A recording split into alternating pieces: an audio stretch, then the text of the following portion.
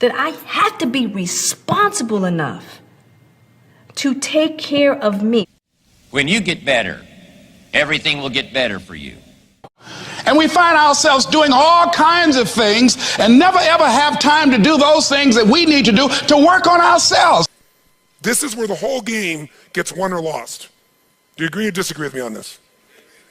So what we got to look at is, first of all, us.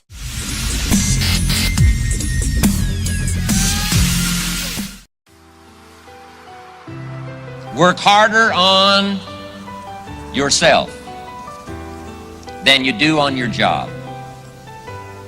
Work harder on yourself than you do on your business. See if you can find some ways to multiply your value to the marketplace. And he said your income will immediately start to change. Up until then, I was hoping that the economy would change. I was hoping that my company would change. I was hoping that my paycheck would change. I was hoping that circumstances outside would change. And then here's what I found out. It isn't going to change. So then my question was, if it isn't going to change, how will my life ever change? And here's what my teacher taught me. When you change, everything will change for you. When you get better, everything will get better for you. And that's where I picked up that phrase, for things to change, you've got to change. You don't have to change the marketplace. You don't have to change the marketing plan. You don't have to change the economy. You don't have to change countries. You don't have to change circumstances out there. All you've got to do is look within and see if you can change yourself for the better. And as you change, things will start to change for you. One of the things I have realized, and many of us have, that if you want something out of life, if you want to change yourself, if you want to acquire something, if there's some goal that you want to reach, that is really not easy as some people will make us feel. That living your dream, changing your behaviors, overcoming negative habits, it's challenging. It's hard. That living alone is just very difficult. And once we begin to come to grips with the fact that living is difficult, life is very challenging. I heard a song once by a guy named Dimples called, "If it ain't one thing, it's another." I say to you, if it ain't one thing, it's 12 others. Always something. You will never ever have a problem-free moment in life. Somebody said, and I like this, that you either in a problem or just left one or headed toward one. Anybody found that to be so? Raise your hand if you know what I'm talking about. I mean, there's always something.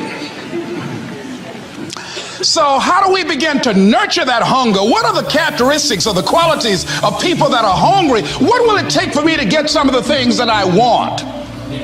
And being hungry for those things, number one, you've got to work on yourself. It's very important that you engage in an ongoing process to develop you. Spend more time on yourself than what you've been spending. It's very important. You owe that to yourself. I was reading a book by Og Mandino called The University of Success. Read one line, gave me a chill. I didn't have to read anything else in the book. He said, many of us never realize our greatness because we become sidetracked by secondary activity. We spread ourselves too thin, don't know how to say no. And we find ourselves doing all kinds of things and never ever have time to do those things that we need to do to work on ourselves. And then there goes a second, there goes another second, there goes another second, and we can't stop and hold time. And before you know it, you wake up one day and you're behind in your dreams and your bills.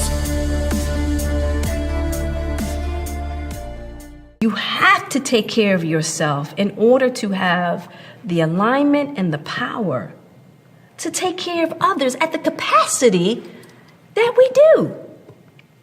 Because it fills the well. Mm-hmm. What I believe that I do takes so much energy, so much work from heart, spirit, and creativity that I have to be responsible enough to take care of me. Because you know what happens? Imbalance comes, and you know what happens? I look to you, Willow, and I say, Willow, you've got to do this. Because if you don't, you become, I start looking towards you I start making you responsible for my happiness. And a lot of times, you know what we do? We look to our men, we look to our husbands and our boyfriends, and we go, I've given all this up for you, and you've got to make this right by me, and you're supposed to make me happy. Because we've lost our way on how to make ourselves happy. We lost our way. So what I had to do and what I had to learn was how to get more balance. And over the years, each year, each day, I get more and more and more and more in balance. More and more and more in alignment. And you know what? I get more and more happy. And the very thing that I thought would make you unhappy or make Jaden unhappy or make Daddy unhappy actually is fulfilling for you guys as well. Even though it might not be a tangible reason. But the more happy I am and the more fulfilled I am, it works for the family. And when I'm not, it doesn't. It's really that simple. Manipulation as an ongoing tool for success is over. But adding value will never go out of style. Truth will never go out of style. So influencing with integrity is the secret. But what really influences people? Do facts and figures, we give you enough facts and figures out of a core story, is that going to influence people? No. It's the weaving of that story together in a way that produces what shifts people. And that's human emotion. Ultimately, the big game here is emotion. You have to influence emotion. You have to influence the emotion of your people. If you're going to maximize resources, and if we all agree, as we talked about the other day, it's not a lack of resources, it's a lack of what? Resourcefulness. If you're creative enough, if you're playful enough, if you're determined enough, if you're focused enough, you can find a way. If you're giving enough, if you're generous enough, if you're honest enough, if you're courageous enough, you will get people to help you. You will find the way. You will make that thing happen. You'll access the resource. You get someone to coach you, teach you, loan it to you, let you try it, drive it, experience it. So it's the ability to influence emotion because that's what affects our intellect. That's the bottom line. A core story is only there to give you a set of facts to educate someone that will make them emotional enough to make a decision. And what they do is they go through a series of things that you have emotions about. They may say them in a non-emotional way, but the only reason they work is because you know they're going to open the person's emotion. We can never forget that humans are emotional creatures, including ourselves. And to influence other people, we have to know what already influences them. And we can't ever forget what truly influences them. It's going to come down to our ability to connect with them at a deep emotional level or get others to do the same. Here's how I'd say it in a really simple term. To influence someone, you have to already be influenced, right? To move somebody, you better be moved. To touch somebody, you can't touch somebody about your product or service or vision or idea or your company if you're not touched. To persuade others, you have to be persuaded. You can't give somebody else what you don't have. Now, you may have it intellectually, and here's the challenge. When you first meet somebody in your relationship, and you're all excited. What's the level of energy like? 0 to 10. Make the sound of that energy. You meet somebody you're totally excited by. Make the sound. Everyone. 6 months, 6 years, 20 years later. It's scary, isn't it? And it's not time because there are people I've been with them. Been together 65 years and they're still out of their mind for each other. They make the same amount of noise you did in the beginning here. What changes is, very often, when you're around something enough, I don't care what it is, there's a law called the law of familiarity. The law of familiarity says this: if you're around something enough, you take it just a little bit for granted. And it doesn't matter what it is, it's not that you don't care, it's that you get used to it. It's that the variety of it is not quite as high, it's not so new, and with that, sometimes you give it less significance. Even though in your heart you know it's significant, you don't keep the aliveness of it. It becomes something you intellectualize versus something you feel inside your body with a passion. So there are people who say, but we love each other. Yeah, well, that's great. You know, hug each other every now and then. You say you love each other, little kiss like that. Was that how it was in the beginning? No, it isn't time. It's that most people don't understand that this emotion, this intensity, this passion has to be constantly reinforced every single day. And like any muscle, if you don't use it, so then you have the base understanding of why you do what you do, but you've lost the energy that makes it alive. And so if you're going to be touching people, you got to be touched. So then the question is How do we influence ourselves? How do we influence other people? We got to get them into their emotions. We got to get ourselves into the emotions that are going to move us to action. And we got to do that ongoing, because otherwise all the stuff you wrote down will die. It'll die in your book. It'll die in your head. There has to be a level of emotion, a level of hunger in you that makes you go follow through. There's got to be a level of energy in you that when you go share it with people, you're able to influence them to follow through. And when they don't do it, enough to get back in there with them again and get them to do it again. This is where the whole game gets won or lost. Do you agree or disagree with me on this? So what we got to look at is, first of all, us. And where does it have to start? Ourselves, since we're the first constraint. And if we can do it with ourselves and influence, then we can teach everybody else to influence. We've said business is innovation and marketing. You have to influence people to innovate, because they're not going to just do it because they're used to what works and it's easier and they know it. Innovation means massive what? Change. How many people go, give me more massive change in my life with all the other things I'm trying to hang on to? They're not going to do that. You have to influence people to innovate. And marketing is influence. So, what influences us is our states. How do we change our states? Let's start with you and I and with anybody we're going to work with. You've worked with me before, you know the first answer. If you're going to change somebody's state, the fastest way to do it is physical. Trying to change somebody's mind is really hard. Change their body, their mind will go. If you doubt it, give somebody enough alcohol and just see how quickly you can change them. True? Give them enough alcohol, I don't care who they are, they're going to change. What are you changing? Biochemistry, physiology. Physical body and the emotion, the mind will shift. That's why people take drugs. That's why people eat. When they go eat, it's a biochemical change in their body. So, but we can do this through movement. We can do this through change. So if you want to be the leader and you're going to be affected, first thing I'd say to all of you going home, so you don't feel overwhelmed, is you need to develop an ongoing discipline, because we are our rituals. And I mean a physical one. If you want to say, well, why is my life the way it is today? Look at your rituals. Whether you call them rituals or not, you have them. Most of you get up and you have a set of rituals. You go straight to email, or you go straight and work out, or you go have your breakfast, or you hit the snooze alarm at least 3 times. It's your ritual. Who knows what I'm talking about here? And if you want to know what somebody's like, you can see their rituals. You can look at anybody's body in this room, if you had them take their clothes off, and you know some of their rituals or lack thereof. Is it true? If every day you get up and your ritual is you go to Starbucks and order a smoke boca, whatever those things are that you have, right? And a big muffin and whatever it is, right? And that's what you do every day. It's not hard to figure out what you're going to be like by 10:30 in the morning. You're going to be looking for your next coffee, your next whatever, because we want to stimulate your adrenal glands like crazy, and they're going to drop predictably. And we know what your stress level is going to be like. We know when your energy is going to go and fade. It's predictable because of your rituals.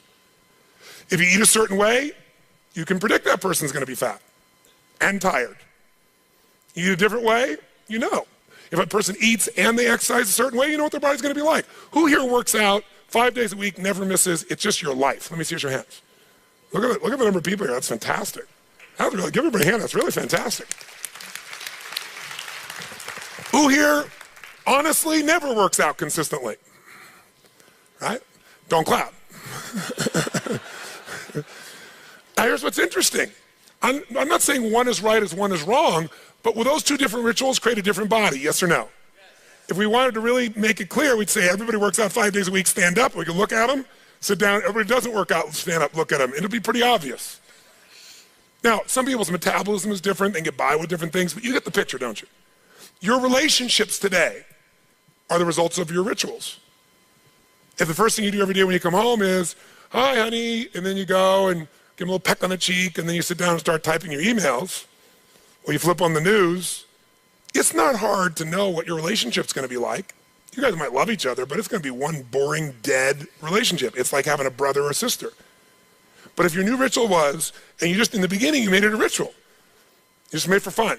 You say, every day when I come home, the minute I'm going to do is I'm going to yell my husband or wife's name, or sometimes my wife's a little crazy, so I go, Lucy! I'm home, and then we both go running. Wherever she is in the house, wherever in the house, we go running full speed like lovers that haven't seen each other in 6 months. We do it, ask my assistant, all the time. Now, not every day, but it's our ritual to this process, right? It's just a crazy thing. Thank you. Thank you. I appreciate the hand, but that's not what I'm telling you to do this. I'm telling you this because I want you to create yours. Because when you do that and you're playful and crazy, and you do that on a regular basis, like you can't wait to see each other. And the biggest ritual that we have besides physical, and by the way, let me just say to you this. When you go home, if you want to transform your business, transform you by creating first, if you don't already have one, a set of physical rituals that you're not going to miss. I don't care if it's 3 days a week, 4 days a week, something that's going to make you physically strong, because in a place where there's going to be a lot of fear, the way you deal with crisis is number one thing you should do is feed your mind. And you're doing that. Get yourself new answers. Immerse yourself in new environments. Get new voices. Have new perspectives. Ask some new questions. Isn't that what we've been doing here? Right? And we're doing it together and bringing all these people together. I basically, to create innovation in your life and marketing, I've assembled here 19 people. You assembled 5 days of your life, and we're just rocking day and night. It's the total immersion of what I taught you in innovation. It's really what it is, but it's got to continue. For it to continue, though, we've also been managing your state to a great extent. Right? Most of you don't go home and 4 or 5 days a day start clapping like crazy and screaming and shaking. You don't do that yourself. Right? And so some of you are going to go like, wow, it doesn't feel the same as at the seminar and stuff. You know, I'm back here by myself and my people aren't doing this. But some of you will go home and initiate this. You're going to have your Physiology 5, your 5 minutes of physiology shift, once an hour, once every 90 minutes, or no more than once every 2 hours. You're going to start your morning with everybody, and you're going to bring in and get some little audio clip of something from a movie or something that blasts across, the room, and have everybody stand at attention. You're going to do some crazy stuff if you're smart. Go over Zappos and see what they do. They got the most crazy stuff going on there. All the stuff that I do in seminars, they do every day at their location with their people. And people can't wait to get to work, and they're in a certain state. If you're doing it for humanity, you really are, and it isn't bullshit. You're going to find a level of energy inside you. You're going to get insights you never have. I really believe motive does matter. If your motive's just for yourself, you don't get much insight. Life supports you because you're part of life. But if you're trying to support more than yourself, when you get a vision, that's how businesses grow. That's how movements happen, right? Find something big in yourself to serve and make sure that you don't tolerate weakness in yourself. That doesn't mean you're not to feel sad, but you're not just going to stay there because you made that decision. Life's too short to feel like crap. I've decided I want to live in a beautiful state for the rest of my life. That doesn't mean I won't feel bad. It means I won't stay there because I'm in control.